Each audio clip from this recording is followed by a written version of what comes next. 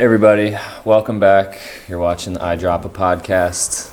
Got a great one for you today.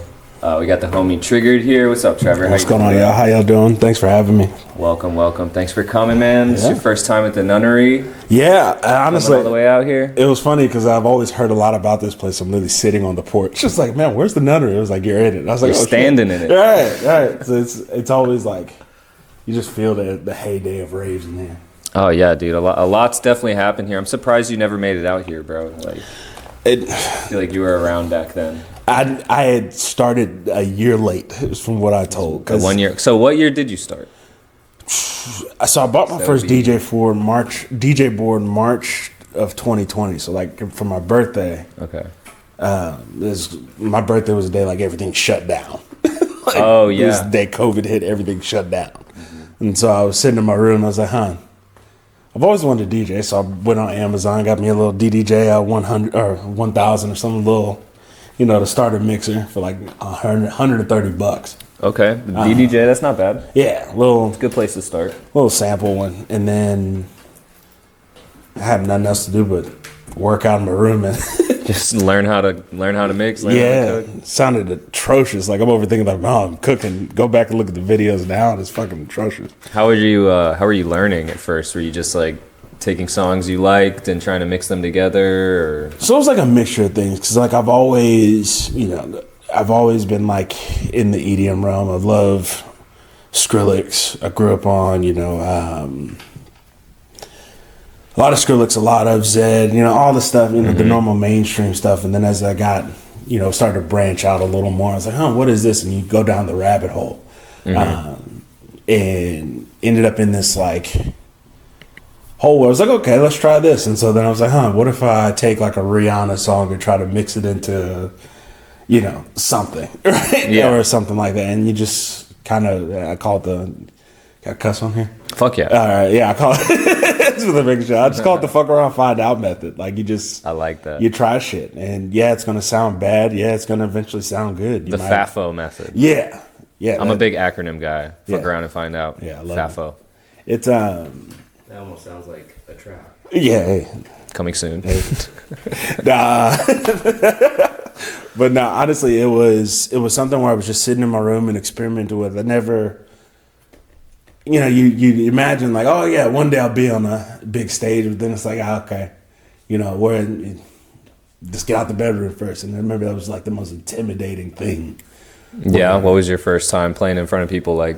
The first time, and I still do it to this day, I DJ for a workout studio called F45 in Lake St. Louis. That's right. Every Saturday morning. I had, Wait, shout it out one more time. F45 Lake St. Louis. Boom. People out there.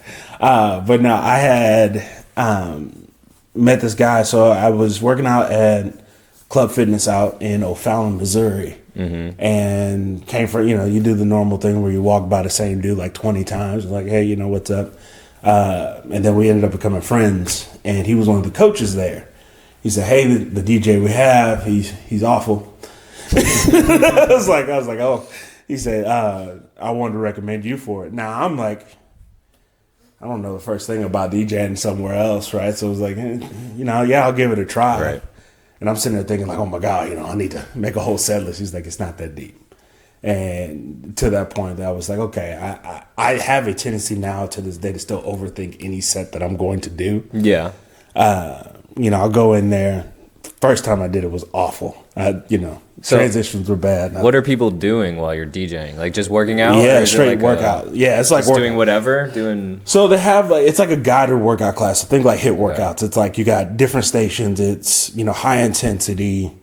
You got like you're doing planks over here into like it's like a circuit kind of thing. Yeah, circuit workouts. So when I first started, hit them with the pop music. Fireball, Pitbull, everything. Right? The classics. Right? Rihanna. Yeah, 100%. And you just kind of and as it started to branch out more and more, I never forget the owner, who happens to be a massive Death Pack fan.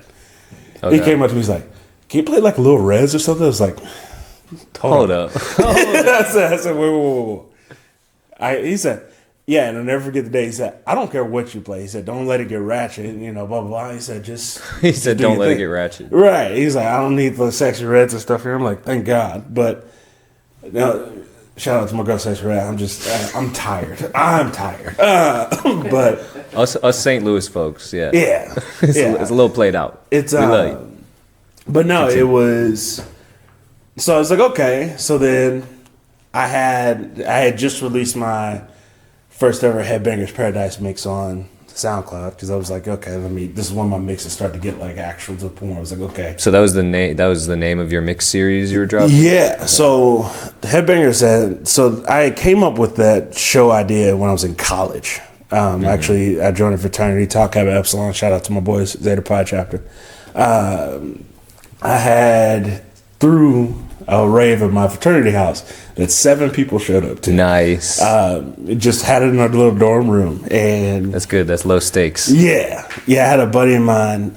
He just moved out to Colorado. He doesn't DJ anymore. He opened up his own grow house, so he like grows his own stuff and sells it to dispensaries. Nice. But he came. He was there at the time. He ended up DJing. I DJed for like 5 minutes. I was not good at it, the slightest. Like it was so bad. I didn't even bought a DJ board yet, but I was like, man, we need an EDM show. And so it was like a joke. It was like, what do you call it? I was like, oh, let's do Headbangers Paradise. It's a cool name. I was like, cool, let's roll with it. And then graduated college. Once I taught myself how to finally do it, then I was like, okay, what do we call the mix? Headbangers Paradise. I'm like, all right, cool. So just kept rolling with it. I like it. Growing the brand. Yeah, that was what's funny about the Getter show was like a lot of his songs were in that first one. So it was like, wait. Don't get ahead of the game. My bad. You're still in, you just got out of college, you graduated, you got a DJ board. Run it back. You're releasing the mixes. Yeah. Dude, hold on. I'm trying to keep us on the right chronological path. This is my problem because I jump ahead and then I'm like backtracking. So you're playing at the fitness place. Yeah. You're releasing mixes on SoundCloud. Yeah.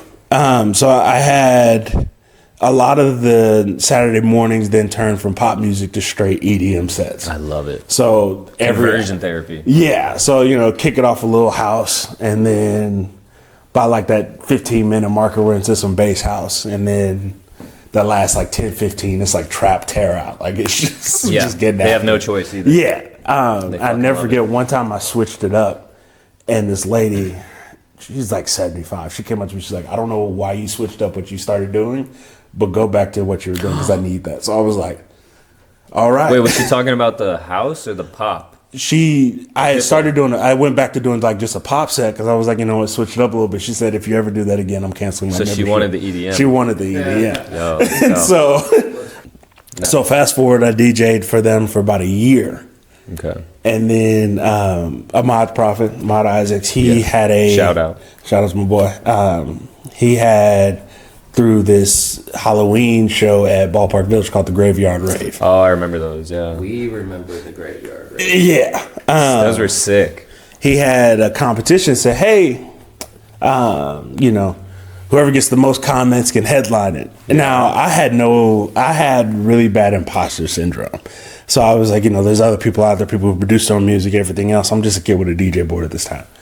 On the DDJ 200 or the 1000, whatever it was, a little small one. Like, the headphones weren't even working because I had the Bluetooth to the speaker at the gym, so I had to like memorize all the tracks and DJ without headphones because I couldn't even hear what I was mixing. Sure. And so it was the gym owner heard about it and he said, So he in the F45 they own different branches. He sent out a mass email to all the branches that says, hey, vote for the DJ to go headline this rave so he can actually go do it. Shit, you got the bump. Well, that's a big cosign. Right off the bat with the marketing. Right. It was, and it was funny because I was like, okay. And then next, my phone is just lighting up saying, oh, you were tagged in this, you were tagged. I'm like, what is this? I had over like 230 votes in like 20 minutes. Damn. And, I was looking at I knew Z Major. My roommate at the time, him were best friends, so I met Z through him. He was in the running for it and everything else, so I'm sitting back, I'm like, I shouldn't be headlining over Z. Like, because just I'm the new kid, and Got the votes though, man. yeah, it Votes was. don't lie. That's where it had kind of clicked at me. It was like, okay, people believe I can do this damn thing. Might as well try it. Won it. Walked in. Met Ahmad for the first time. Found out he went to college with my older siblings, and they were all best friends in college. Oh, that's where you all met for the first time? Yeah, this is how I found out Wow. St. Louis was too small, because my older brother and sister come walking in and like, That's crazy. oh, that's Ahmad. I'm like, how do That's y'all know crazy. Ahmad? They're like, oh, we were Lindenwood days. So it was like, okay, cool. They didn't know he was killing it as a St. Louis Yeah, team? nobody knew. Damn. And so it was interesting just to see them kind of, as they're talking, it's like, wait, this is your little brother? I'm like, yeah, oh, he's killing it. And first time ever looking at CDJs in my life, I'm like sweating bullets. I'm like, okay. But, that stress went away as soon as I hit play. And I just remember just hitting the zone. All my friends were there. My mom popped in. Grandmother was out there. Like, everybody just showed up, dog. Wow. My grandmother was like, I think she's like 88 now. But she was like, That's beautiful. I don't know how to dance this music, but you're looking like you're having fun with it. Wow. What a good compliment. Yeah. Yeah, it was fun. That sounds like such a wholesome experience. And then, so you killed it and you figured out the CDJs, like... I'm overcritical myself. I think I did okay. Like, it's the first set. Everybody else was Right. like, oh, you killed it, But you overcame your fear, essentially. Yeah, that was that big confidence moment. I was like, okay, I can do this damn thing. Nice. Everybody always asks me about, like, my DJ journey, because it's, I DJ, like, a lot in the more corporate environments, Wheelhouse, Ballpark Village, places like that, where I tell everybody, they ask how you do it. I was like, I got lucky. Like, everybody, I had a great mentor, Ahmad, as well, who's like, hey, here's how, get into these spots. This is like people to get to. He's like, I got lucky. Everybody happened to be in the one place at one time. Right. Which led to the timing of it was just, Yeah, I would have to agree. And on a side note, honestly, like a big shout out to Shep, actually. Yeah. Shout out to Because Shep. He was the one that I believe first told me about you, and a lot of other people. How'd you meet Shep? So, I'm trying to remember. I met Shep through a Had mutual. to be at the gym, bro. It was at the gym. Had Crazy to be. enough, we had a mutual friend who we were all working out, and then I saw him, buddy, I hadn't seen in years, and then Shep was with him. So then we started chatting it up, and so me and Shep followed each other on Instagram. And I never forget, Shep was DJing brunches at the Q, Oh, wow. and I was like, In St. Charles, yeah, Missouri? yeah. I was like, man, how'd you make it? like, what'd you do? He's like, man, just started networking. But like, that's scary. Like, to walk into a venue, you don't know anybody. It's like, okay, who do I talk to, kind of thing, to get to know. Because how do I play music while people are eating pancakes and eggs Benedict? right, Like, right, how do I do that? right, and that's like but yeah, Shep was honestly, he was one of the first people I met, and I didn't know he was actually DJing until I saw about the Q, and I was like, wait, you DJ as well? He's like, yeah. Yeah, Shep actually, I believe, first started here at the Nunnery. I believe this was one of the praise Yeah, days. I think his first set for Yeah. people, in front of people we see Yeah. outside. He played wasn't it like an ambient set? That was, the first time he played here, he played inside for one of the Praise the Bass that's shows. right, that's right. And he, he played a pretty hard set. That's like really what He got was no chill coming to out- this day. Yeah, coming out to do. But I remember him then, playing just a super chill set, and That then was like at, he turned into like a monster, just playing like the nastiest shit ever. Now Wasn't that at Praise the Rave? Was that? I don't know. That was here. I forget. I was forget what here show at that some was, point. but that was a fun night. We love you, Shep. Yeah. Shout out to Shep. Nah, it was always funny because he did invite me out here one time, but I was out in Lake St. Louis at the time. So it was like an hour and a half, hour 45. And I'm like, man, that's a long drive. It's a long drive for It a would lot have of been gas. worth it, bro. Now you see. Now you know. I know, and but it always makes me now look back. It's like, okay, there's a lot of moments where it was like, hey, come do this, and I'm like, I made a lot of excuses for not doing it. To now it's like looking back, like, man, I really missed out on that. I missed out on the shows at the Nunnery. I missed out on, Life in Color, stuff like that, like stuff I didn't get to experience. Yeah. because I just never took the leap to take that step and do it. You're on your own path though. Like you have such an interesting like story yourself. Like from First of all, I didn't know you. Were you in a frat? Like, Yeah. fraternity? Okay. Yeah. So I didn't know that. I didn't know you had been working at the workout place for so long, like as an actual job. That's fucking sick. Like for you to get into it that way, it's such a different world. Like the people that play the like daytime shows. Yeah. Like I don't even know what to call them other than daytime shows. People are like having dinner, like getting drinks. You got to be. It's not all about you. Yeah. At that moment, it's about them. Yeah. Which really any DJ set is about the crowd, but like. As like an EDM performer, you're the curator of your own taste. Right. You're showing people like what you like to listen to. So it's a whole different atmosphere. So you're kind of now crossing over into like this lane of like, dubstep and getting into production and stuff like that, and throwing your own shows. Like get into like how did Headbangers Paradise start turning into actual shows? Man, to this day, actually our 1 year anniversary is coming up here. Yeah. To me, that's kind of crazy because I feel like, more so all three of us were involved with at least bringing it to a real life show. Yeah, it was. I never. I had nothing to do with it. Yeah, you headlined. Showing Yeah, you headlined it. Like you christened the first ever. Like Yeah, you guys put in all the work though. it was. It goes down to and I tell everyone. We got spoiled, especially on the first one, with how smoothly everything went. Yeah, it was a great show. Yeah, that was honestly like a freak of nature of how lucky your first steps in the production. Yeah. I should not be like it's like a unicorn. headlining a show with that many people. It was great. We got to I remember talking with Mike. I was like, man, it was just. I had this like bass show in my head, and I told him about the name. He's like, oh, it actually sounds pretty dope. I'm like, right? So, and shout out to Mike especially because he's like, all right, let's do it. And so I had, working in corporate America, I was able to develop a lot of relationships and working in the tech industry. I had met some people who took over the event planning for Lux. They came on as sponsors for the first one. Lux Apartments. Yeah, the fact that you got sponsors for that one was insane to me. Yeah. As someone that doesn't throw shows and has no corporate connections whatsoever, I was like, well, okay. Well, and that's where I was able to finally bridge the gap of the knowledge that I had from corporate America to the DJ work, because they, strangely enough, mesh very well together. Yeah. And I, approached Julian. I was like, hey, we want to throw a show in the front room. Shout out to Julian. Yeah, shout out to MU and all the crew. I was like, hey, we want to throw a show.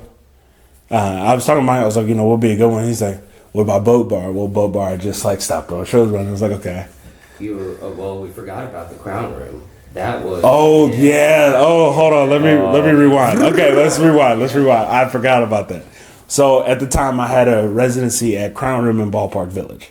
And Which, for those of you that don't know, I didn't really know what that was. What is that? So Crown Room was an interesting. It's a club in a restaurant in a baseball stadium. Yeah. So in Ballpark Village itself, there's like the three. Now there's multiple. They've built a few more. But there's Shark Bar, which is like, pop music. There's PBR, which is country music. And Crown Room was like They got the bull riding. Yeah. And PBR. Yeah. And then Crown Room was like the EDM hall. It's like you go there, you hear your house music, stuff like that. And they had some contract artists come through there a few times. But they had a full production setup in there. The sound system was fire. They had a whole light show, controllers, smoke cannons. It was like easy production. Yeah. I was talking to the guy there, Drew. Shout out my boy Drew. I was like, man, I wanted to think about throwing a show here on one of the nights that I'm booked. He said, that's easy. So Brandon Bond was like, yeah, let's definitely do it. We had got Choppy to headline it. We were gonna get Choppy. Big shout out. Yeah, big shout out Choppy. I'm trying to remember who's on the full lineup. It was me, Choppy. I think Shep was on it. I do believe Shep was on it. I'm pretty sure. There was the whole lineup we had, except minus Lexi and Rolbro and him. I'm trying to remember. Right, that's right. I'm trying to remember. Yeah, Roll Pro was on the original one, I think. Wasn't he? y'all better maybe pull up the old. I still got the old flyers pulled up on my Instagram. But I'm gonna pull them up while we're talking about because it's gonna actually bother the soul out of me.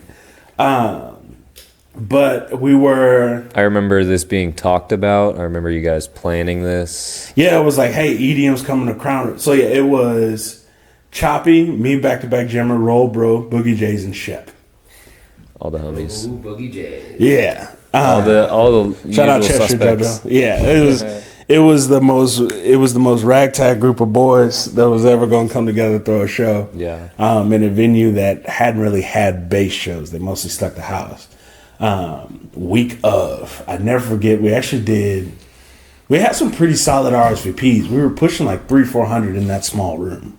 The week of. Yeah. I constantly forget how rocky of a road this was getting it set up. Yeah. Once it got set up, it was as smooth as peanut butter somehow. Yeah, it was about 4 days before because it was going to be on a Friday. I get a call on Monday saying, "Hey, I hate that I'm having to have this conversation. We got to cancel the show." I'm like, "Ooh, what do you mean we got to cancel the show?" It's like, is there another event? He's like, "No, we're going to do something different with the venue. They want to renovate it. Blah blah blah blah blah." We're gonna renovate the venue.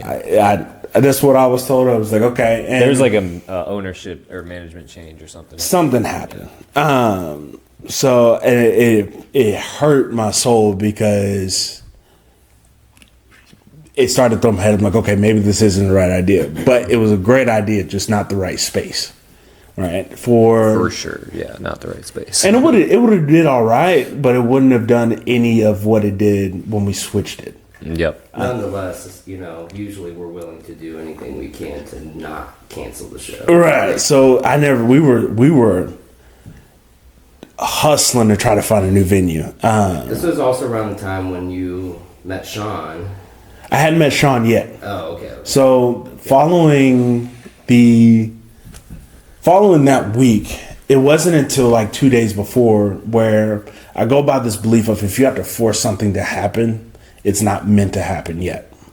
And I remember I was pulling my hair out trying to figure out, okay, I think we were on the phone like 6 hours a day. What about here? What about here? What about here? And I think you actually pointed out, said, what if let's go to the nunnery? I was like, dog, I've never been out there.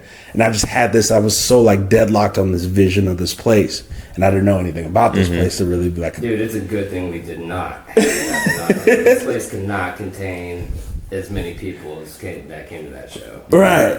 But no, it was something where we just pulled the plug. I said, hey, because I remember we texted Chopper because we moved the show twice to accommodate for his schedule as well. And I was like, I hate to be this guy. There's just so many factors is out of our control where we postponed it. We didn't say we're canceling, we're postponing it. And I think it was about 2 months later, a month or so later, where we said, hey, let's just do MU. The exact timeline is fuzzy. Yeah, that's like roughly. It was like a month or so in between. It was like, hey, let's do MU. Choppy I think he was getting ready to leave or something, or he said he couldn't do it because of just scheduling.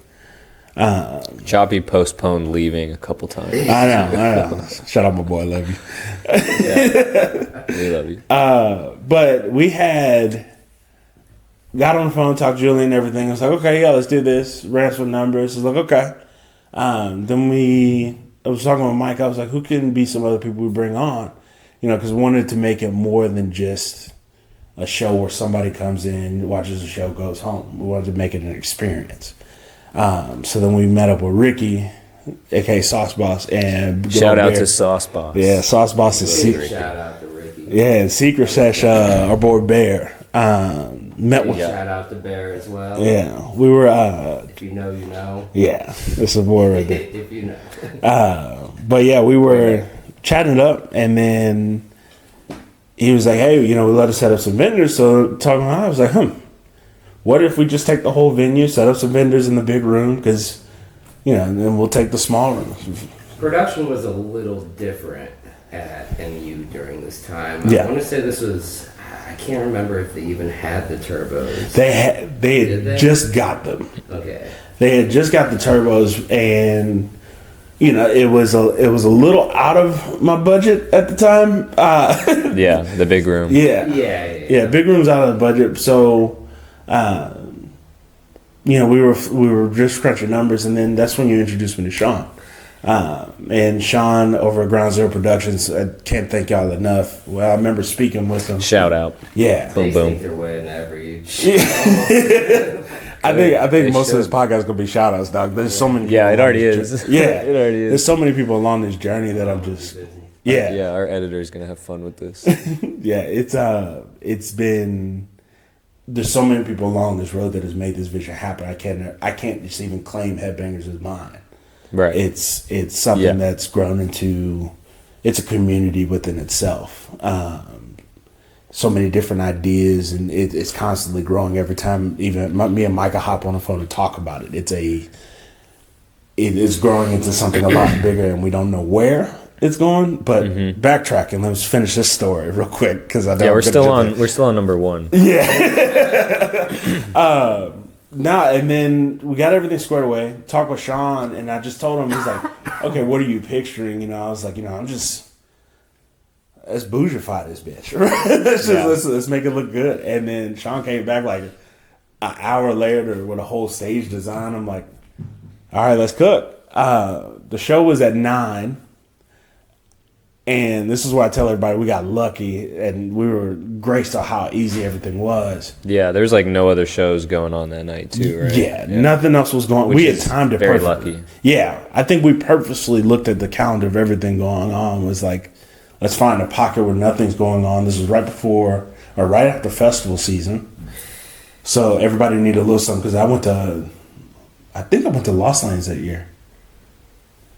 Mm-hmm. Yeah. Yeah. I was going Busy to Lost boy. Lands. Yeah. I was going to Lost Lands. I was like, okay, let's not do it before because we had Dance Fest. It was Lost Lands. There's just no pocket. So that first show back from Lost Lands, let's just do it there. Got it. I texted Sean, Courtney, everybody over at Ground Zero. Micah texted Julian and said, hey, we're going to start loading up at noon. He said, show's not tonight. I was like, we're going to start loading up at noon. Everybody pulled up. I could tell they were not expecting us to be there at noon because everybody was still walking around, just doing whatever they needed to do. I think we got done with setup around 5. Yeah, it was like surprisingly early. Got to get a few sessions in there. Yeah. It felt like setup was halfway just people playing sets. Yeah, like it came in, and Sean ran the full production. He brought his whole setup, speakers, lights, everything. Yeah, it looked so good. Yeah. Crazy. If anything, we'll drop a little clip. Yeah, we'll throw a little in there.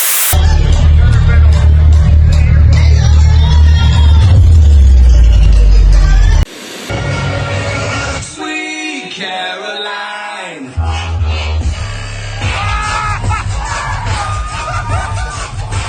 But no, it was everything. We were done setting up by 6. I love that so much. And I looked I at hate when you're rushing last second to, we gotta check the sound, we gotta check the lights. everything. Like, it's all perfect and ready. Yeah, to go. surprisingly, like we got done before most of the vendors, I think. Yeah, we were done setting up everything before the vendors even showed up. And so what was crazy was I looked at Sean, I was like, hey, let's do a sound check. It was like 7 o'clock. Start playing. Whole front room power just goes out. We blew a fuse. I said, this is why we sound check early. So we were. That's luck. Damn, I forgot about that. Yeah, I didn't never forget about it. Because Gerard, shout out my boy Thomas, the vocalist. Big shout out. Big shout out. He, I never forget, he scrambled. He was like, I don't know why they did that, but then we got it all fixed and everything was taken care of. 9 o'clock hit. I looked at Shep. As soon at 8:59, he was plugged in. 9 o'clock, gave him a thumbs up. Music started. I'm running around like a chicken with my head cut off, panicking. I'm like, okay, hope everything goes good. Biggest lesson was do pre-sale tickets. We did not do pre-sale tickets. That was a Yeah, it made the door process a little much. a little stressful. We were Why was there a line or something? It, Oh hell yeah, there's a line almost the first half of the whole show because we had to deal with sell tickets individually at the door. Yeah, we were collecting Venmos, cash out. Like it was, learning lessons, right? And that was one of the biggest takeaways. But everything went fluid. Everybody went up, played their hearts out. I can't thank everybody enough. Shep, Lexi Rose, Boogie Jays, hell, Roll Bro, you, Jimmer. Yeah. Like Everybody. Yeah. What a crazy night. Dude, I just remember just sitting back saying, okay, we're live. Like it's alive now. iDROPPA headline, Mississippi. All original fucking set too. Yeah, that was a first for me. That was a big step in my career. Thank you for letting me be a part of that. Man, that's easy. Headbangers one, dude. That's easy. I was really that was the point where I felt like I had a solid hour of original music that I was proud of and it was playable. Mm-hmm. And it was the perfect opportunity for it, and everyone showed out and production was sick. You guys, the show went off without a hitch. Yeah. It was fucking awesome. Yeah. Maybe one day we'll bring it back to MU. Yeah, one day. Well, it's... Yeah, so round one was MU. Yeah. And it was awesome. So we were... Wait, what? I was like, where's round two? So, yeah, round two was red flag. Yeah. As we were... Find out. So the goal, honestly, there was no end goal or where to take Headbangers. It was something that we were kind of just winging it as we knew we had the major intention of local highlight. We wanted to make sure every local had a chance to at least play a show of some kind of caliber because it's always hard. We wanted to highlight production, artistry. Thing, Yeah. I'm very, very sensitive about pushing local talent as hard as they can be pushed. Yeah. Honestly. Yeah, It's true. I can vouch for that. it's Micah's convinced me to do some dumb shit. it was something that was I wanted to leave the legacy, right? Like one day when I'm hopefully make it out the hood, right? The Headbangers is still rolling or whatever it is, and we got to a point where now we're bringing headliners in thanks to BNW. Shout out to you guys as well. Big shout out to I will forever remember that phone call the rest of my life. Yeah. And you called me and you're like, hey, dude, everything's about to change. It was. Oh, yeah. Because we were spitballing. I was like, when are we going to do the next one? What was the next one? It was like, okay. We'll talk about right now the front of MU again, blah, blah, blah. And never forget, I got a call and said, hey, how would you feel about partnering on a Headbangers? I said, let me call you right back. And I called him, called Micah immediately. I said, so you remember that little project we were doing? Yeah, it's growing into something that we had we spitballed about because it was pointing okay, let's keep it local for a minute and then stack up some money and then let's bring in a headliner. which is a good formula. Yeah, we wanted to prove the concept first, and immediately as many people started to grasp on it because I got reached out to some people in KC as well about throwing it. I got recently reached out to somebody in Denver about it. Oh wow! Yeah, that's a conversation for later. That's sick. They was saying, "Hey, let's do it." And I was like, "Okay, cool." So, and one of the biggest beauty is being able to partner as well. It's like, okay, who we get to do like a combined effort to not only just, hey, who do we want to headline it, but now we get to tap into the promotional aspect of it as well. And, we're learning it on the fly on a bigger scale. The science behind contract art. It's not as simple as people think it is. No, it is not. Yeah, it's not. And sometimes ideologies can clash as well, but the methods of working past it in a fluid, professional manner is, how the outcomes get to where they. It gets to a spectacular point. 100%. Every partnership, on any scale is going to have. There's different visions for everything. And I'm so grateful for the first one, the Red Flag, when Wonky Willa came out. And I'm be honest, when I first heard Wonky, I was like, "Huh, you really Headbangers?" But He had. So yeah, what was that whole Went lineup? down. Yeah, I would say so. That whole lineup was actually insane. So coming out, we had my buddy Cam TM2K. He's one of the new up and coming guys. Yep, Make sure that you was guys his check him out. debut Big set. shout out Yeah. to Cam. That was his. Yeah, that was his shout debut out. set. Follow them, please. Yeah, it was his debut set. Really good. Crushed for him. it. He killed it. We had Mermix coming out right after. She threw the fuck down as well. Yeah. Also, a big shout out. Big shout out to Mermix. It's gonna happen with everybody else. Every segment we're gonna have like 20 different shout outs. I'm just letting y'all know. I had people asking for more mermaids after that. Yeah. Everybody understood the assignment. So then we had TM2K, Mermix, then went into 2%, Yeah. and then Wonky. 2%, shout out to him. Every artist, it's like those people where you like always worry like, oh, don't meet your heroes kind of thing. Wait, was Boss Mode on that? Boss Mode was also I'm selling. I thought I was. Yeah, hold on, stop. I was Rewind. gonna say we had to Edit cut that out. Edit that out. Cut that out. Yeah, edit that out. Cut that out. So TM2K. We had TM2K, Mermix, boy Boss Mode. Shout out Adam. Crushed it. Fucking goat. Crazy. Then we had 2%, and then we had Wonky Willow. Fat fucking lineup. Dude. Yeah, all of whom was the definition of understanding the assignment. And I think that was for me especially because I knew of Wonky. I didn't know he threw down like that. Mm-hmm. And so when at first I was told like, hey, we're gonna bring in Wonky, I was like, okay, Wonky, like.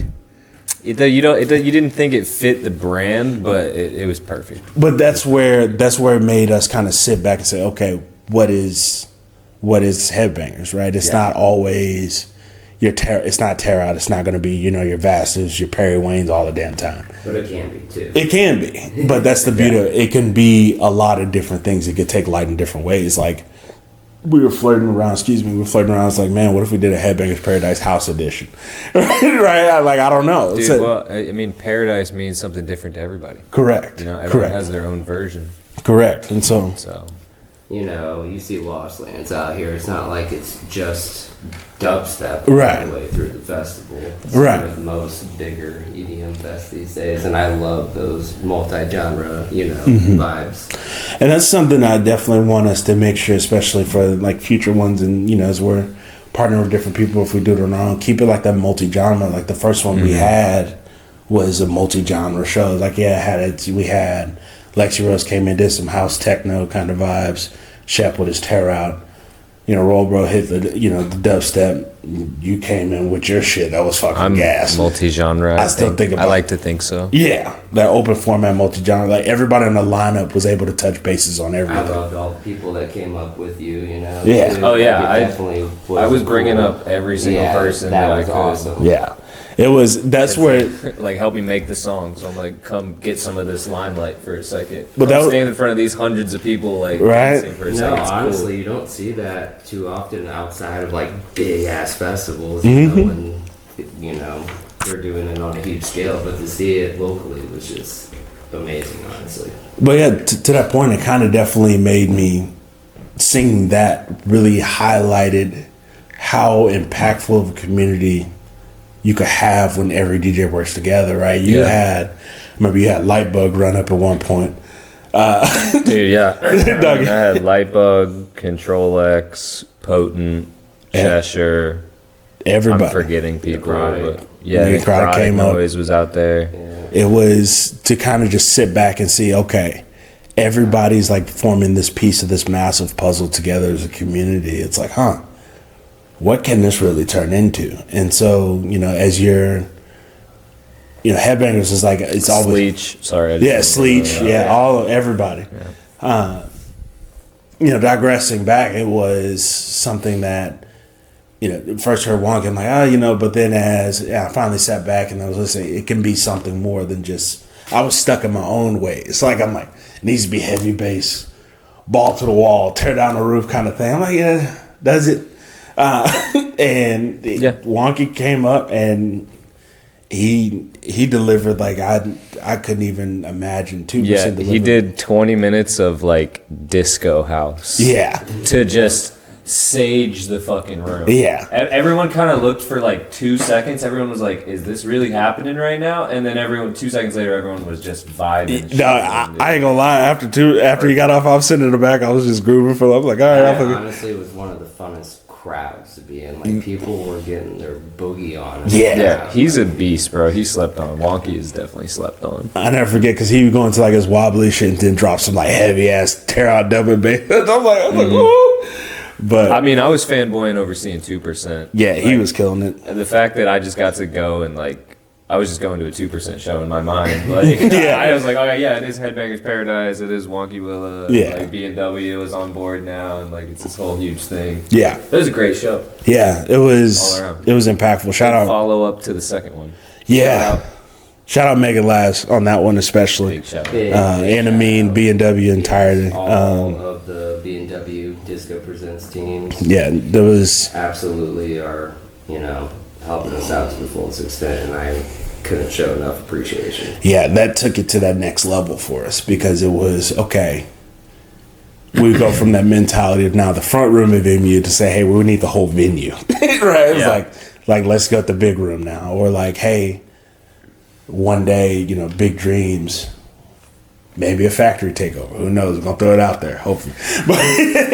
I think you spitball some pretty fire. I love the one that you have with the City Museum. You'll just keep finding new venues now. And, well, that's Just debuting Yeah. new venues. We haven't talked about the third one. Yeah. So, yeah. Well, Round 3. yeah, chapter 3 of Headbangers. Now, but following that, it was okay. What's next, right? And that's the mentality we have. I think following any show we do. This one came a little faster than expected in my mind. So we were expecting like one a year.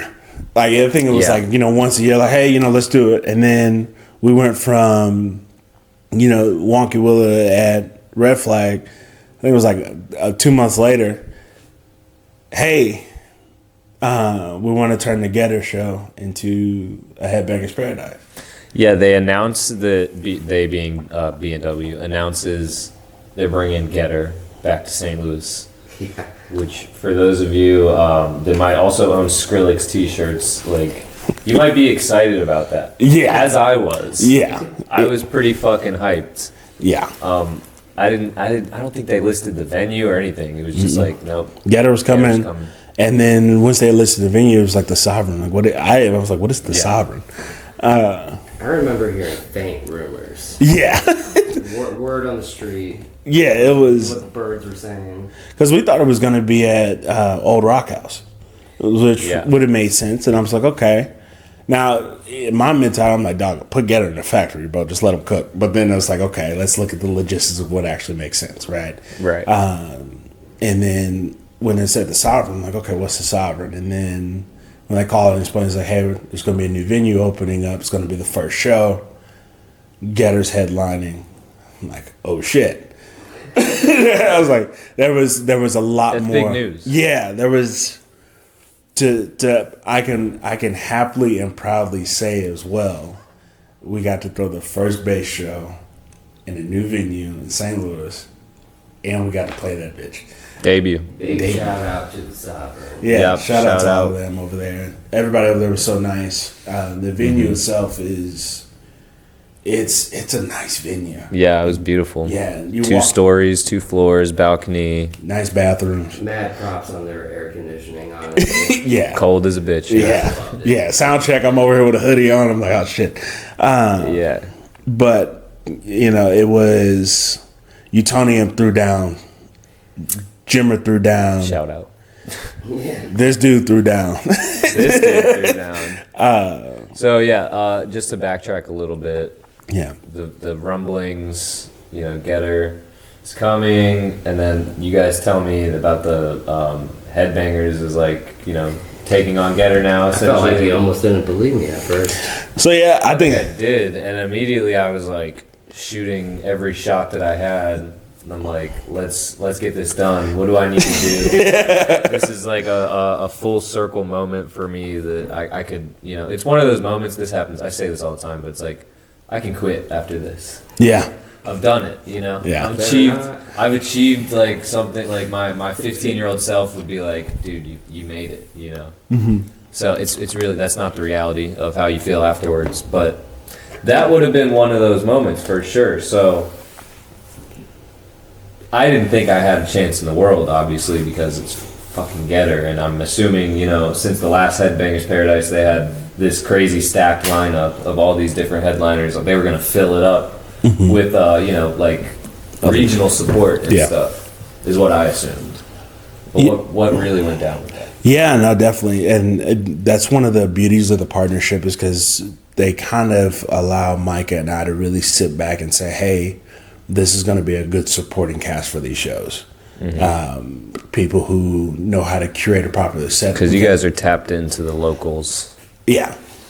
I mean, for all you guys out there, we fight truly really hard to put names on that flyer with the headliner as fast as possible. Yeah, that's the big thing, and it's no ding on anybody. Like, once I truly understood the logistics and everything that, you know, people have to go through, especially when dealing with contract artists, something as simple as getting a photographer can fall by the wayside very quickly, because you're worrying about, okay, I got a headliner who's coming in, how they're getting in, what time they're getting in, where they're staying, what they need to eat. Something as simple as when they go to the bathroom, like, hey, I got to make sure they get there and back. The beauty of the partnership is, as well, is where Mike and I are able to look and say, okay, hey, you guys handle that. Let us come over here and kind of bridge that gap. So instead of, hey, the 2 days before, right, or anything like that, let's do, as soon as the show's rolling out announcements, local support is also on that flyer as well. So then it's like, hey, everybody's pushing, everybody's driving, and people will know, and people get a lot more prep time. And it's no ding on, and I want to reiterate, it's no ding on it. Everybody has a process, and this shit's stressful. This shit is stressful. Yeah, it's a lot of moving parts, and it was a long rollout. I feel like it moves at like 1,000,000 miles per hour. It is crazy. You blink. I never forget. We got the announcement, and then blink, and I'm standing in front of in the sovereign. Right? It's one of those things where everything moves 1,000 miles, and there's so many pieces to put together that kudos to every single soul that takes on that responsibility of throwing those shows, throwing those events and curating those events to make sure that not only your headliner's there, but also every guest that walks through the door has a good experience as well. So, yeah, Headbangers 3 was crazy. Yeah, that one. Indeed, that one was fun. And honestly, I've had my fair share of back-to-backs, and that was one of the most fun back-to-backs I've ever done. Oh yeah, man, these crowds that have been coming out the Headbangers, I feel like it's like St. Louis, like really showing out. You know? Yeah, they are. They are. Yeah, that was definitely the fattest back-to-back I've ever played. That was fun. Like, I never played, you know, for more people with another person than that. It was fun. And that footage will show it too. Yeah. Shout out to Dom for capturing that. Shout out, boy, Dom. Hey, shout out to Dom, man. Yeah. And capturing this. Forever shout you out. Yeah, shout out Dom, Billy, and Alyssa. Yeah. You know what I'm saying? Yeah. Baseline. Yeah, baseline. Baseline visuals. Yeah, Let's keep get an it. eye out, all of them. Yeah, baseline visuals. That's when I snap photos. A good boy, boy Billy as well. All of y'all captured that moment spectacularly. I don't think there was. I've looked through probably every ounce of footage and video that we have from then. I don't think there was a single moment that was missed. So shout out to all of y'all, especially the goats of that side. Shout out to the production team. Everybody was able to bring that alive. Everybody. Every single person. Bartenders, everybody. Yeah, all of them. And we went to sound check too, which I don't ever do. Yeah. Usually, but I think I might start doing that now because I feel like we solved a lot of problems. We figured a lot of shit out. I think got the lay of the land. Yeah, especially stepping in a new venue. Soundcheck, I think, is important. I think if we had walked in that venue as the show was going on and not even stepping in that space or stepping up there, I don't think. I know me personally, I wouldn't have been as comfortable as I was walking out there to play. Oh, that's what I do every time. Yeah, it's bad. Yeah, I'd have honestly froze. And I just remember seeing, you know, Utilium hopping up there. He kicked it off right. He set the tone just right. Jimmer played, I think, through the set of his fucking life. Yeah, Dude, fucking Jim really- Yeah. shelled the place. I'd be mid conversation and then have to stop and do high knees. Like, dude, be. I kept finding you. I'm like, yeah, he's playing the song. But it was, you know, backtracking back. I get a little emotional thinking about this because even backtracking to Headbangers 2, I never forget at one point in time at one table was everybody except Robro and Lexi Rose was sitting at one table. Oh, from the first one? Yeah, from the first one, just watching the show. And I was sitting back and I was like, man. We had no idea we were all going to be on the next one. Right. I was like, and it's, as we move forward, definitely make sure we're diverse in the lineup as well. You kind of went, not like fully, but definitely more so back to the heavy shit for this one. Yeah, I think it's Plutonium, Jimmer, you and me, like we're all heavy. Yeah, I think we want to definitely, and We Getter's like heavy. that. Yeah. We do like that. Headbangers too. Merry Mix and TM2K, their style fit Perfectly. Wonky yeah. Will's style perfectly, and it's not anybody who's on the lineup. It's not a matter of favoritism or any kind of relationship. Yeah, there has a natural level of trust. Like, hey, if we're gonna put you up here, you got to be able to deliver, right? Mm-hmm. But at the same time, there's levels to it. Cam produces, TM2K produces, Merry Mix produces, the Jimmer produces, Yeah. Utonian has production. Oh yeah. You a have lot. production. I do have like a little high bar for production. Micah has production. Yeah, I got Coming soon. I got some production on Starting to them. work on that. Yeah, there's some Trigger production going on. We got a little bit. I'm nowhere near where I feel like I should be. Where should you be? That's the big question, right? Like what? And so You that's think- where that imposter syndrome kicks in, right? For me, I don't sit down and devote as much time to it is because mentally and that's where like my corporate DJing takes up a lot of my time. And like the days I have off, I just want to sit still and like just disconnect for a minute. I pick up my laptop and I at least still turn it on at least once a day. That is something I'll give myself. I at least open, It's a good able routine. to try to do something. I have a buddy of mine, my best friend Duhan. He lives in Texas. He'll hop in Discord while I'm working, and he'll screen record it because he knows I'll just go and delete it. Sometimes he's like, "No, this is going to just live here for a minute." Damn, that's a good friend. Yeah, he That's a said you great need friend. to live here with it for a minute because I'm so hypercritical. Like I got in my notes, I got a catalog of some shit that I've sent Micah some of my stuff as well. So Yeah. Yeah, I want you to start putting it out, man. I want you to keep grinding. Every DJ you talk to will tell you that they just want you to put your shit out. yeah, that's so. Don't be afraid to make it good. Little announcement then, because with Halloween technically being my anniversary, I'm planning on putting out my first EP on Halloween. Really? Dropping a full like at least 7-track EP. Dude, that's like an album, bro. Yeah, it's kind of good. It's a baseline goal. I don't have. Yeah, Shout out to baseline. Shout out baseline. It's a goal that I have set on myself to make sure I do it. Even if it's not the full EP, at least put out something different. Like I have. You could start putting it out. Right. Like I have my Headbangers Paradise mixes that I throw out there, and some of them tracks are in there that I never tell anybody about. Yeah, I know. I hear whenever you play some of Yeah. the one that I know you. Yeah. I hear it. I'll sprinkle Andy it in. flip, right? Yeah, a little bit. Like, got a little Andy flip. Playing you last night at MU. You played regular Andy. I played the regular Andy. I didn't play the flip one. I almost did, but I was like, the other one hits a little hard. I would have been geeking in the crowd, bro. Geeking. Yeah, it was, I'll sprinkle it in there like a lot of the bigger shows. So I'm playing Freak Fest this year. Probably have a lot Which, for our watchers and listeners from faraway lands, explain what Freak Fest So is. Freak Fest is Give them context. it's almost I don't can we call it a festival? It's a No, it's one night. it's a one okay, we'll call it a one night festival. Literally called a festival. Freak Fest, yeah, Freak Fest. but Freak Fest. short for festival. Festival is not. Right, it's just a fest. All right, we'll call it. That's the difference. All right. So that's the difference. Freak It's a Fest, festival is abbreviated multiple days. Festival, yeah. It's more freak than fest. It's very freaky. But no, it's a local multi-stage festival. I'll call it that. Yeah. It's a multi-stage festival that takes place at City Museum. Shout out B&W and Disco for Which putting is that like on. Meow Wolf on crack. Yeah, anybody outside of St. Louis that doesn't know what the St. Louis City Museum is, get on Google right now. It is. It's like the Meow. It's like Meow Wolf on fentanyl, I think. it's a little rough around the Yeah, it's edges. a little rough. It's old, it's Rugged. industrial, but Yeah. it's cool as fuck. And they have caves at the bottom, and they have a school bus and a Ferris wheel and a praying mantis that's Yeah. big as fuck on the top. It's Museum.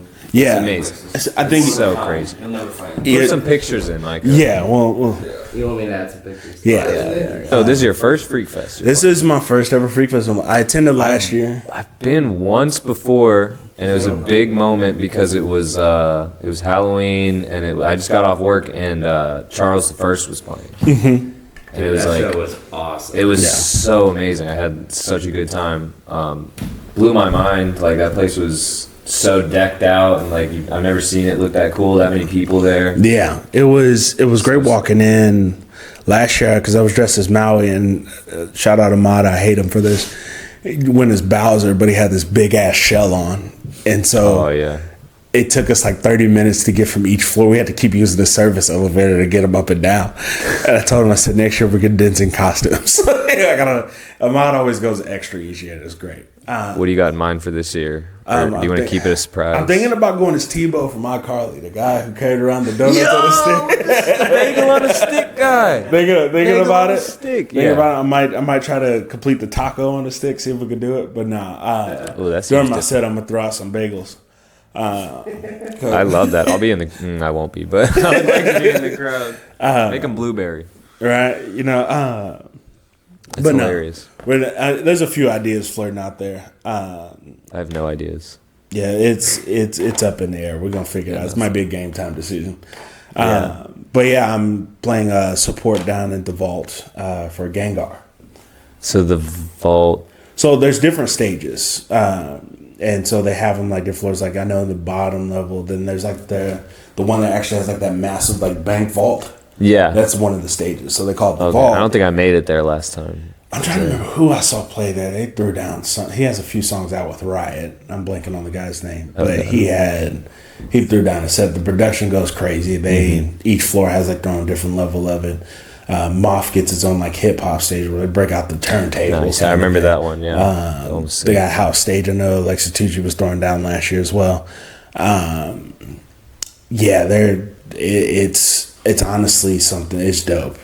Last year was my first Freak Fest that I went to, and so saw Gengar, and he was like one of the first like 5 DJs I ever saw.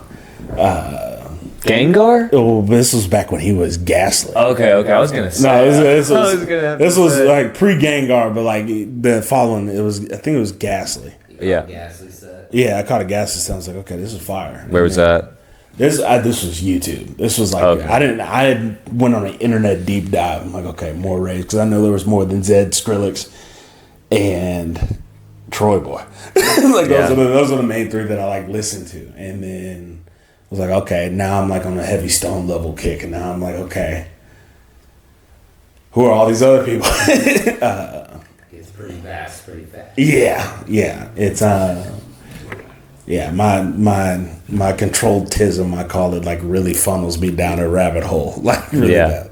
But The ADHD for me. yeah, it's so bad. I love it though. I'm 100% certain every single DJ on this planet has some form of ADHD. I don't think you can DJ without it. Probably true. Yeah, I think every single human probably Yeah. has it to some extent. but it's that creative mind behind it, right? And it's that creative aspect. I think that allows us to kind of focus. I don't know, we're just rambling at this point. Yeah. Freak Fest, back to it. I'll be playing this year, Vault Stage, so it's going to be Nyx is opening up. Shout out Ian Fleet. Shout Big out. shout out to Ian. The other Ian. Yeah, I know he's got some production. I was talking to him. He's like, yeah, we swinging for the fences on this one. I'm like, all right, bet. Bro, he's a beast. Yeah, I'm excited to catch his set. Then it's me. Then we got Johnny back to back Boss Mode. Oh. That one I'm kind of pretty. I'm kind excited of for. yeah. I'm excited for it. I would love. I would almost like do anything to be there. Yeah, it's gonna be kind of nasty. Then there, right after them is Figure, and then Gengar's right after him. So Figure has played like in St. Louis on Halloween many times. yeah, I've heard his Halloween sets are something to always catch. Like Yeah, dude, he's a legend. He's an absolute like OG to the game of dubstep. yeah, and I know we got Death Pact on the other stage. I think Crystal Method, and I do not want to butcher this other person's name. It's LP. Yeah, Giobi. I believe so. that's a stack. I'm excited for her. Yeah, She's done some crazy house stuff. yeah. One thing I really love about Freak Fest itself is that it hits that multi-genre aspect. It's like, okay, you can walk on each individual floor and get, you need a detox for bass, go down to the first floor, you got some house. Right? Or you got some webs going on the third floor. You got. And I do believe they keep the whole outside area open too. So yeah, that is. Yeah. I petitioned for something. I don't know. It's gonna happen. I don't even know if I'm supposed to be saying this out loud. So if you need to cut this out, let me get some confirmation before I say anything. But nah, I joked around. I said, can you imagine a headbanger stage takeover on the roof Yeah, I remember. for a lovely 360? Manifest that, dude. A lovely 360 stage on the roof. I made earlier. Yeah. Honestly, it was more in a joking past. Halloween in Missouri is so hit or miss because it can either be 20 degrees, 70 degrees, rainy, snow on the ground, something. Oh, I mean, yeah. Yeah. It's gonna be outside, but you got options, bro. Yeah. Every Halloween you got options. Yeah, I think a lot of it, again, shout out to every production team that's always involved in any show on these days that in Missouri where everybody knows you got to dress for 4 seasons on some days. Winter in the morning, summer in the afternoon, right? It's having to adjust on the fly to like, okay, hey, we got an outside stage. Not anymore. Now it's an inside stage. Right. Find a garage somewhere. We're still doing it, but we just got to shift it, right? And shout out to those guys. That's another level of stress that I do not touch. Yeah, I've been in some wild pit crew situations. Yeah, that's a boundary line I will never touch because that is out of my wheelhouse, and I do not touch it. Yeah, I've probably said it before, but I'll never throw a show. I don't ever want to build a lineup. I'm good, man. I've done I've been up next to it enough. I'm good. Yeah. I see what it takes to throw a good one, and I don't have I got energy doing this shit. There's too much going on. Give it to me. Yeah. See, and there's other people that would do better than I would. But I think that boils back down to just the relationships you build, right? It's everybody has a piece of a puzzle somewhere. And For sure. Micah's a lot better at some shit than I am. Oh, plus it's gonna take probably the whole town of St. Louis to convince me to get up on one of those stages. We'll make it happen. We gotta. Coming soon, dude. Yeah, we got. I got a few people who I'm trying to get on the decks. We gotta get Michael. We gotta get Austin up in there. We gotta get a few people. Andy Savage coming soon. Andy.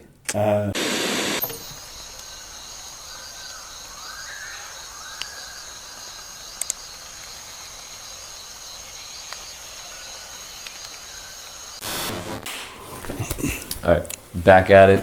That was a message from our sponsors. Thank you. So this episode is brought to you by a very special new sponsor, Love Note. It's called. It's developed by. This is crazy. My homie Zygon. Shout out. He makes sick music, but he also made an app. Essentially, it's a dating for ravers app. And it's not like the other apps like that exist. It's still kind of in beta mode right now. He sent it to me. I'm gonna check it out.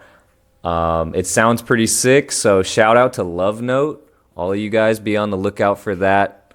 It's in beta mode right now, and I'll be talking about them more in the future. So love you guys. Thank you. Sponsors. So I just want to know, you want to shout out some of your you got some gem producers, some underground gold that no one knows about? Man, honestly,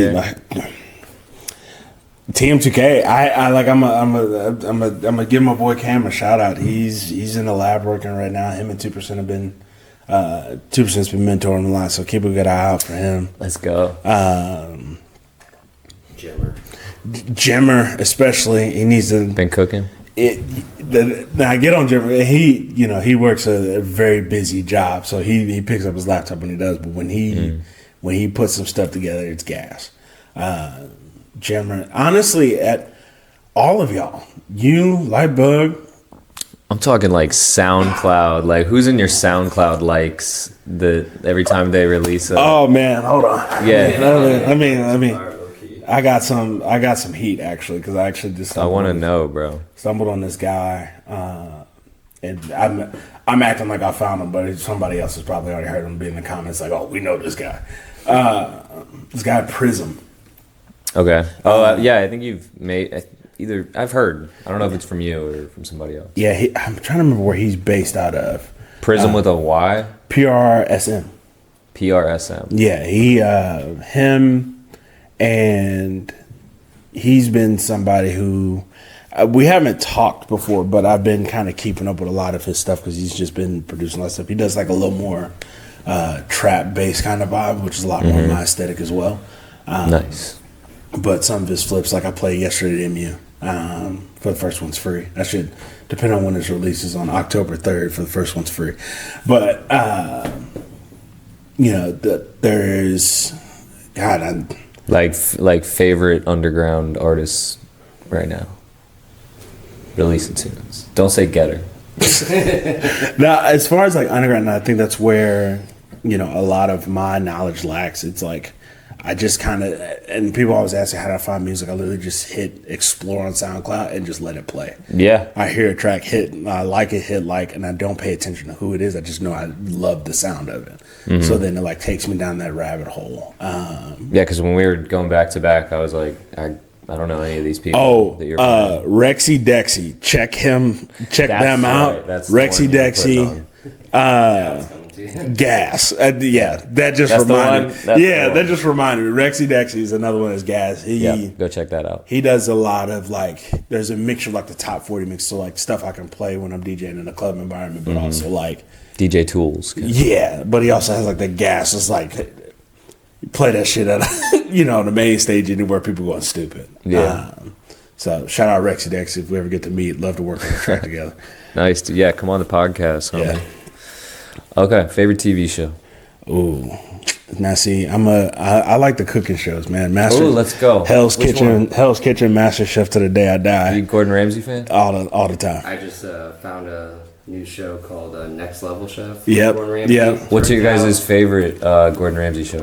Well, Next Level Chef. That one's pretty good. The winner is actually somebody I used to previously go to school with. It shocked the living shit out of me. Oh, shit. Yeah. That's crazy. Well, a lot of people don't know, so I actually got my culinary degree back before I went off to business school, but Hell's Kitchen was like just my background show. I don't know what it is about Gordon Ramsay cussing somebody out that's just like peaceful. But comfort. Yeah. It's really just like white noise. And you just, I'll turn on YouTube while I'm going to bed and it automatically hits Hell's Kitchen Shuffle. So I wake up, my alarm's going off. Right, you fucking donut. I was like, oh shit. Are you still going? Yeah, it's still going. You're on like episode 25. Right. But honestly, a lot of those cooking shows, non-cooking show related. I watch a lot of YouTube. Shout out Outdoor Boys. Please come back. Bro. Shout out. Okay, I mean, there's the new, Outdoor Tom, I think Outdoor is his son. Tom is sick, bro. Yeah, he's killing Everyone, go follow Outdoor Tom. Okay. That's Luke's son. Don't hate on the fucking like passing of the torch. Honestly, I think there's a lot of showing of good fathers in this world. Luke is definitely one of those ones that's like, hey, I'm taking a step away to help my family out. Do this kind of thing. He built channels. He's definitely a good father, but at the same time, he takes his kids into like the middle of the 140 below. He's like, we're in Alaska, surrounded by wolves with my son Tom. What a great dad! Let's make some bread, dog. But like, no, honestly, it was great. Like it's that whole. I love those channels. Yeah, I was talking to my buddies about. We were sitting in Discord, and he was like, "What'd you watch?" I was like, "Outdoor Boys." He's like, "Stream it." I'm like, "God idea." So it was like 15 of us just watching Outdoor Boys. Videos. You're like, "Oh, he's building an igloo." Yeah, we're right back at it again. He caught a fish, bro. Yeah, big Star Wars nerd. Okay. So anything Star Wars related, Even the new stuff. I will smoke y'all in trivia. I don't care what it is. Oh, damn. I didn't know it was like that. Yeah, nah. I haven't. I don't watch a lot of TV anymore outside of like the YouTube stuff. If I'm like just trying to disconnect for a minute, which is like one of my I'm getting vulnerable a little bit. It's like the hardest thing for me to do is to just turn off for a second. Like, yeah. It's always like, okay. And I don't know if you have this thing where it's like, you'll be sitting there and you get the sound in your head. You're like, what is that sound? Okay, that actually be kind of a dope track. So I'm like, okay, let me try to do this. And then you don't get it. And it's like, fuck. Dude, but I'm like, I don't think I'm like human because I sit there and I'm working on music and I have a podcast in my AirPod. I have Netflix playing on another tab and I have YouTube playing on another tab and I'm in Ableton. Yeah. And I'm like, Micah's on the phone with me. Yeah. It's like, talking shit. It's so The overstimulation that I need to like feel sane. to escape the silence. It's like it's a lot. Because like the silence sometimes will get so bad. I'll be sitting there. I'm like, okay, I'm gonna just meditate for a minute. And I hear like water dripping. I'm like, I'm going fucking insane. Oh God, water torture. Yeah, it's like that water drip. It's like, I'm like, okay, Perry Wayne track. Let's turn it on right. Yeah. I don't even let myself get to that point. Dude, I knew when I was younger I was in trouble when I fell asleep listening to Devil's Den by Skrillex. I had that blasting in my ear and I'm like going to sleep and I hear, we are here and the devil. I was like, just like I was doing that to like Excision, like Existence VIP, just robot noises. Yeah. Yeah. It's so soothing to go to sleep. Fall asleep to AT Aliens Lost Land sets. It's so bad. Yeah.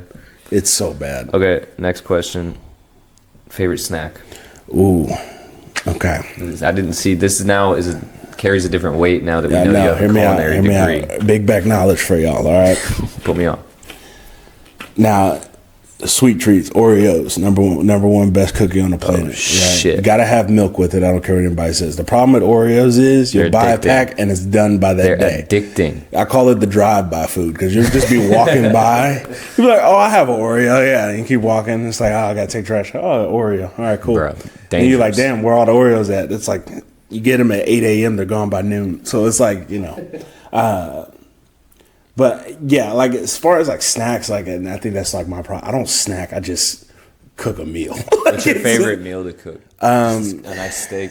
If I'm being bougie about it, I'm a slut for some chicken parm. I'm not gonna lie. Yeah. I will fuck up some chicken parm. Do some bad things for a chicken parm. Damn. I fight some people for a chicken parm. Nah. You bread your chicken and everything? Oh yeah. Yeah. No, look, you gotta go. You pound it? All the time. Look, no bullshit. Look, hear me out. But yeah, pause. But now, he said all the time. Look, tomato sauce you need to get. You got to go over to, there's this butcher shop next to Annie Gunn's. They got this tomato sauce. You only get it there. It's called Three Brothers. Wait, what? Yeah, I know. I'm putting you on game real quick. It's out in Chesterfield. Okay. This is when we're getting bougie. All right, get you a good chicken breast. You got to get you some. Oh God, what are these? It's like these salted crackers, right? But you take them and grind them down. It's not just the basic saltines. You can't get no bullshit breadcrumbs. You got to go in, right? And the Three Brothers tomato sauce. Get you some fresh mozzarella. You got to cut up, slice up, fry it like light fry. Put it in the oven, cover it up, let it finish. Bro, I'm way too hungry right now. Look, we're gonna have a cookout one day. I'll throw down for you. Cam can also cook too. We're just going. You made me a steak once. It was amazing. Yeah, they used to do barbecue competitions. Really? Yeah. So this was like right after COVID started to like lift up. Shout out Law Dogs Barbecue. I'm also a pit master myself. Oh shit! I don't talk about it much. I also have prior experience with both barbecuing and being in barbecuing competitions. Mm-hmm. Guys, welcome back to Who Gives a Shit. Welcome back to Nobody Cares. I'm just kidding. Nah, food is a very like there's music and food is like right there. Like they work in tandem. Honestly, see, I don't have that. I never got the passion for food. Like I worked in the food industry for so long. I eat like shit. I'll eat cold pizza. So it doesn't bother me. Food, and I don't want to detour too much. Food was my like escape post college. So when I had a really bad football injury that had me paralyzed in a wheelchair for a little bit. Yeah, I remember you telling me about that.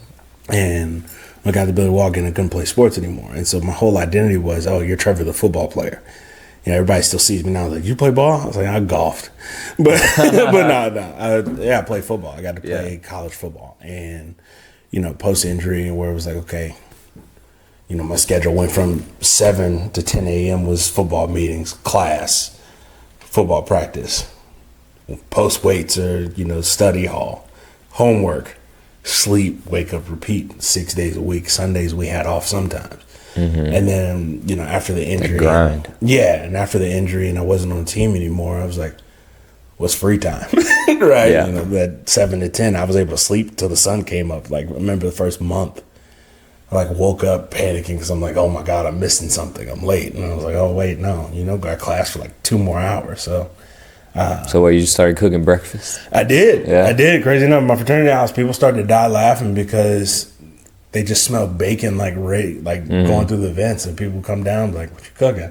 Like, you want some? Like, yeah, all right, bet. I mastered the art of slow cooking ribs. In college, I tell everybody, I'm like, I got ribs and slow cooker. If you touch them, I'm gonna kill you. You're gonna get worms. Yeah, I tell everybody, I was like, don't go down there. And I never forget one time I went down and like half the rack was gone. And I went knocking on every door and looking at every trash can and said, where are they? I know you didn't eat those bones. And I was like, where are they? And I found out who did it. And I was like, let's go to the store real quick. So, Damn. nah, it was, food was like my big escape. So as I, you know, it turned into an eating disorder, but then it started to bounce stuff out. Big advocate for therapy. Men definitely go to therapy. It's the best thing you do for yourself, mental health wise. Yeah, as women well. too. Everybody. And I think how about everybody? Yeah, everybody. It gets a bad light, but definitely go to therapy because there's a lot of things you don't think you need to work on. But that was like my biggest hurdle was, okay, I know how to cook a bunch of food. I wasn't working out as much as I did, so I got up to like 330 fucking pounds. And, you know, graduated college, my cap and gown was like a fucking cape. But you know, then I did bodybuilding for a little bit, got down to like 240. I'm sitting at like 260, 270 right now.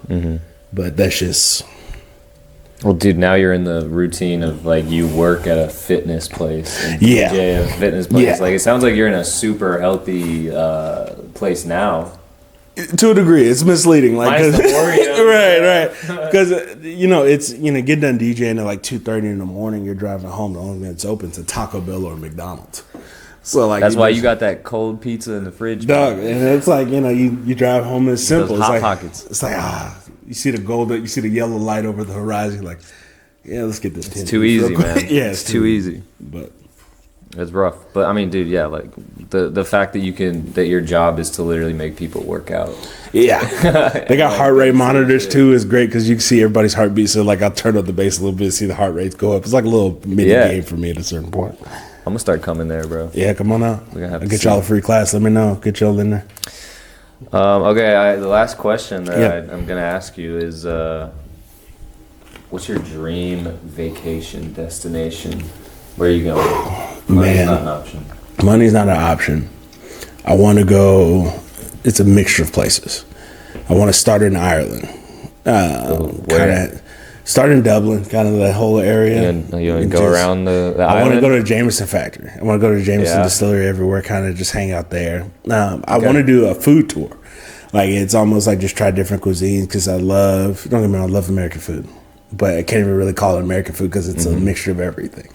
You want to go to Ireland for the food? No, I want to go to Ireland for the scenery. But the food's good. I want to try some of these Irish pub places, man. Man, the food is good, but it is the same everywhere you go in Ireland. Europe, bro. Europe's different, though. In Ireland, I'm talking, the UK. I don't know about you're gonna get fish and chips. You're gonna get mushy peas. You're gonna love it. I could miss out on some of that, but no, it's good. Like, you're gonna like it, but it will get old because it's just the same fucking thing over and over again. Yeah. It's a toss up between, hitting the European countries, honestly hitting the Japan, Tokyo, a couple of those places like big island guy. Yeah. Ireland, Japan. These are both islands, guys. Yeah. I'm a big so I'm half Samoan, half black. And so definitely Samoa, another island. Yeah, I want to get into a lot more of that, Hawaiian Samoan culture of mine that I wasn't really exposed to it. I was older because I didn't know. You should go to American Samoa. One day, that's the goal. Shout out to my dad. We're gonna make that trip here. Regular Samoa. I don't know the difference. Well, I'm still learning in my dad. So it was. You'll find out. One Yeah. It's it's definitely something where there's a lot more to this world than just you got to leave your home state. Like I was born in Louisiana, moved up here. I think I was born in Louisiana. I don't know where I was born, but I had heavy Southern roots in my family. To now, we got a very Southern culture. To now, living in Missouri, I'm okay. Still Now pretty it's- Southern. Yeah, like COVID hit, everything was cheap. I traveled to Colorado, like solo trips. I went to Colorado. My mom would text me, "Where you at?" And I was like, "I'm in Texas." What the fuck are you doing in Texas? I was like, I don't know. Airbnb was like $40. Damn. Gas was like $1.50, and I had a hybrid, so it was like you get down to Colorado and back on the tank of gas. Yeah. Do some more touring around the U.S. for sure. Hit the U.S. Honestly, I got a passport. I went to Mexico with family. The goal is to hit every continent before I kick the bucket. Yeah, even the big white one. My Down great grandmother did it. I definitely Really? went. Yeah, she touched the foot down there, and she passed away early this year. Oh man, sorry to hear. That's a big accomplishment. Not a lot of people do that. She hit triple digits. Her thing was, she's like, I've literally seen the world. There's nothing left for me to see. She's Hey like, man, honestly, That- yeah, you and she done it all. She went on her own terms. So like for me, that was like a big inspiration. Was like just live your life and That's do beautiful. everything. So I would love that for you to also. I don't want to come to Antarctica, but I'll go to like Argentina with you. Or I'm something. gonna get on the boat, step outside, look. All right, we're here, and then go back inside. I we can't do made the cold. Make a snowball and then just out. See some penguins, see what happens. Where are you gonna be, man? What do you want to plug? I'm not sure when this is gonna come out in the next couple weeks, but between now and Freak Fest, like what do you got? Yeah, man. Catch my resident spots, Wheelhouse, Midwest in St. Charles, which is they just opened up last Blackout Wednesday before Thanksgiving. 1 year anniversary is coming up. I've not been there yet. You should come Check on it out. out. It's right across from the Q. So if you're ever Oh, out there, it's like right out there next to the honky tonk. Come slide out there. I'm out there mostly Saturdays. Bigger EDM shows. Freak Fest is the biggest one we got coming up. Other ones sprinkled in. We got Mardi Gras already around the corner. Like time's flying. So Check the schedules change Instagram. weekly. Yeah. You got the schedule on there. And always keep a lookout for any headbangers. Yeah, Headbangers 4 coming soon. We're gonna talk about it. Be on the watch for that one. Yeah, it's each one was different, and it's all growing. So All right. Well, we're gonna end this and try and murder this fly. yeah, this flies before. Thank y'all for having me. I definitely appreciate Yeah, it. thanks for coming out, man. Appreciate you. Love y'all. Thank y'all so much. Yep. Thank you, Micah. Thank you, Dom, Austin, Taylor, everybody, Gabe. Appreciate y'all. All right. Thanks for watching, guys. Peace.